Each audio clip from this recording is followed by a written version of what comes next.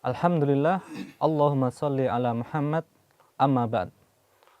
Pemirsa, kita berjumpa lagi dalam rubrik konsultasi syariah bersama Ustadz Ami Nurbait. Baik, kita akan mengawali pertanyaan pertama. Assalamualaikum Ustadz. Waalaikumsalam warahmatullahi. Ini ada beberapa pertanyaan yang masuk di konsultasi syariah itu terkait nikah siri Ustadz. Itu banyak sekali pembaca menanyakan status hukum nikah siri. Bagaimana ini dalam tinjauan syariatnya? Alhamdulillah wassalatu wassalamu ala Rasulillah wa ala alihi wa sahbihi wa mawala. Wa asyhadu an la ilaha illallah wahdahu la syarikalah wa asyhadu anna Muhammadan abduhu wa rasuluh sallallahu alaihi wa ala alihi wa sahbihi wa sallama tasliman katsira amma ba'du.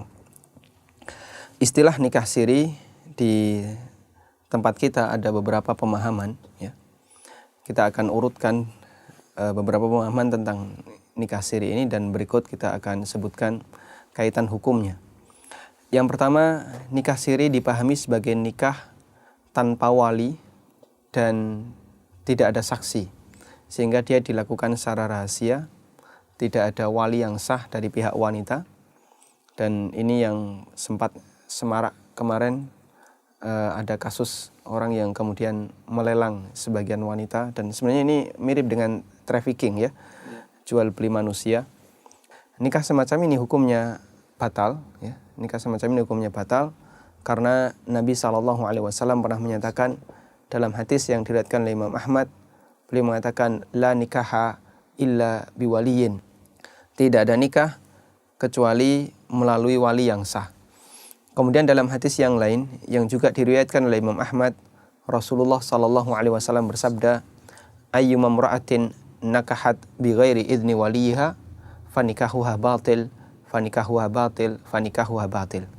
Siapapun wanita yang menikah tanpa izin dari walinya, maka nikahnya batil, nikahnya batil, nikahnya batil. Beliau ulangi sebanyak 3 kali. Karena itulah pernikahan siri dalam arti nikah tanpa wali yang sah, tidak menghadirkan wali ayahnya yang sah, maka nikah semacam ini adalah nikah yang batil. Dan karena statusnya batil, maka nikah ini tidak sah. Sehingga hubungan yang terjadi ketika itu adalah hubungan zina. Kemudian yang kedua, nikah siri dipahami sebagai nikah tanpa saksi. Nikah tanpa saksi. Maksudnya bagaimana? Dia menikah, ada wali yang sah, tapi tidak ada saksi. Yang tahu hanya seorang lelaki dan perempuan. Tidak memenuhi kriteria saksi yang sah dalam pernikahan. Dan kriteria saksi yang sah dalam pernikahan minimal 2 orang. Laki-laki ya. Sehingga ketika hanya diketahui oleh seorang lelaki atau seorang wanita, maka ini tidak diperbolehkan. Dan saksi itu selain pelaku. Saksi selain pelaku. Karena itulah saksi di luar pengantin laki-laki, wali dari pihak wanita ya, dan pengantin wanita. Sehingga mereka adalah orang selain 3 orang ini. Baik. Pernikahan tanpa saksi semacam ini adalah pernikahan yang batal, sebagaimana ini pendapat ulama 4 madhab, baik di kalangan Hanafiyah, Malikiyah, Syafi'iyah maupun Hambali. Dan ada satu riwayat dari Umar bin Khattab radhiyallahu anhu, beliau pernah mendapatkan informasi ada orang yang menikah namun yang menyaksikan pernikahannya hanya 2 orang, seorang lelaki dan seorang wanita. Kemudian Umar mengatakan, aku menghukumi nikah ini adalah nikah yang batal. Lalu beliau mengatakan, andaikan aku hadir ketika itu, la rajamtuhum, aku akan merajam mereka. Yang ini menunjukkan bahwasanya pernikahan ini adalah pernikahan yang tidak sah, sehingga ketika itu nekat dilakukan oleh Umar bin Khattab radhiyallahu anhu dinilai sebagai perbuatan zina. Kemudian yang ketiga, nikah siri dalam arti tidak diumumkan, tidak diwalimahkan. Dia ada wali yang sah, ada saksi yang sah, memenuhi kriteria yang saksi yang sah. Namun tidak ada walimah, tidak disebarkan di masyarakat. Maka apakah nikah semacam ini nikah yang sah? Jumhur ulama mengatakan sah. Yang saya maksud jumhur di sini adalah Hanafiyah, Syafi'iyah dan Hambali. Sementara menurut Malikiyah, nikah semacam ini tidak sah karena tidak ada isyhar. Dan isyhar atau mengumumkan pernikahan ya, ini dalam Malikiyah, harus dilakukan. Tidak boleh tidak. Sementara kalau jumhur tidak harus. Dan wallahu ta'ala alam, insya Allah pendapat yang lebih kuat dalam hal ini adalah pendapat jumhur. Dan kalaupun kita memilih pendapat jumhur, kita tetap tekankan bagi kaum muslimin untuk melakukan iklan nikah, yaitu mengumumkan nikah. Dan yang dimaksud iklan nikah, kalau menurut pendapat jumhur yang itu hukumnya wajib misalnya ya, isyhar yang itu hukumnya wajib, adalah isyhar dalam arti ada saksi di sana. Ada 2 orang saksi laki-laki yang memenuhi persyaratan untuk menjadi saksi ketika akad pernikahan. Tapi kalau menurut pendapat Malikiyah, tidak cukup hanya sebatas saksi. Harus ada Diumumkan. pengumuman. Jadi bisa bentuknya walimah atau dia sebarkan ke masyarakat bahasanya kami menikah. Baik. Kemudian yang keempat, nikah siri dalam arti nikah yang tidak dilaporkan ke KUA ya, ke lembaga resmi negara. Apakah nikah semacam ini termasuk nikah yang sah? Memang bukan termasuk bagian dari persyaratan sah nikah harus dilegalkan secara negara.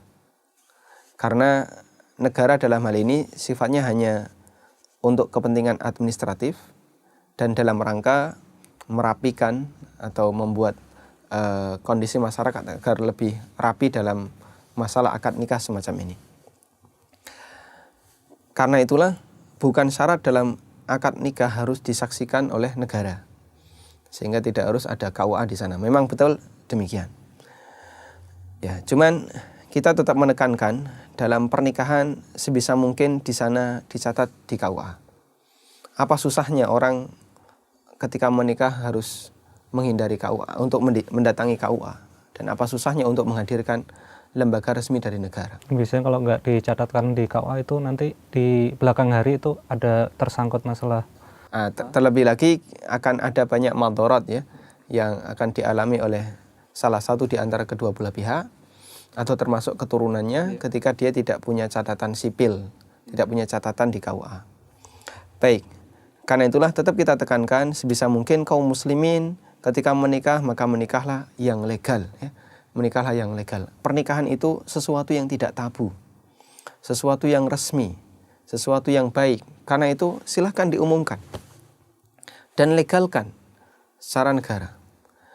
Allah Subhanahu wa taala dalam Al-Qur'an menyebut pernikahan itu dengan mitsaqan ghalidha. Allah mengatakan wa akhadna minkum mitsaqan ghalidha, dan para wanita itu mengambil perjanjian yang sangat kuat dari kalian. Makanya perjanjian semacam ini jangan dibuat remeh, jangan dibuat ringan, tapi ini dibuat perjanjian yang kuat. Karena Allah sebut mitsaqun ghalidh.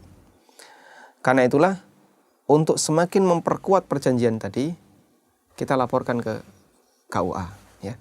Kita laporkan ke lembaga resmi negara biar nanti ada surat yang resmi, dan nanti ketika ada keturunan mudah bagi keturunan untuk bisa mendapatkan akta, bisa mendapatkan kartu keluarga dan seterusnya. Dan kita juga menekankan kepada kaum muslimin agar ketika menikah mengadakan walimah semampunya. Walimah itu tidak harus mewah. Yang penting pokoknya ngundang orang di sekitar yang punya kepentingan dengan kita, misalnya tetangga atau keluarga atau misalnya kawan ya. Tidak harus banyak. Yang penting mereka punya kepentingan dengan kita. Yang saya maksud punya kepentingan adalah kalau misalnya kita bergandengan dengan seorang wanita, tidak menimbulkan suudzon. Karena kita sudah memberitahu ke mereka kalau saya menikah. Tapi kalau orang yang tidak punya kepentingan, misalnya tetangga jauh atau kawan jauh, tahu dan nggak tahu tentang pernikahan kita, nggak berpengaruh, maka mungkin Anda tidak harus mengundangnya.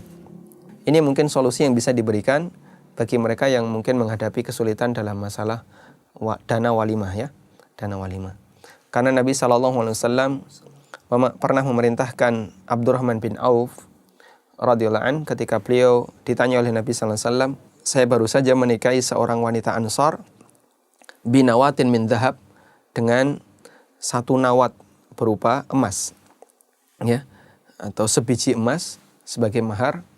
Kata Nabi SAW, fabarakallahu lak aulim walau bisyad. Semoga Allah Subhanahu wa taala memberkahi kamu dan lakukanlah walimah meskipun hanya dengan seekor kambing. Baik. Dan perintah di sini menurut jumhur ulama adalah perintah yang sifatnya anjuran, tidak wajib. Karena itu kita tekankan kepada kaum muslimin yang menikah hendaknya mengadakan walimah. Wallahu a'lam. Terima kasih Ustaz atas jawabannya. Demikian pemaparan dari Ustadz Amin Nurbait. Mudah-mudahan bermanfaat untuk kita semua. Kurang lebihnya mohon maaf. Wassalamualaikum warahmatullahi wabarakatuh.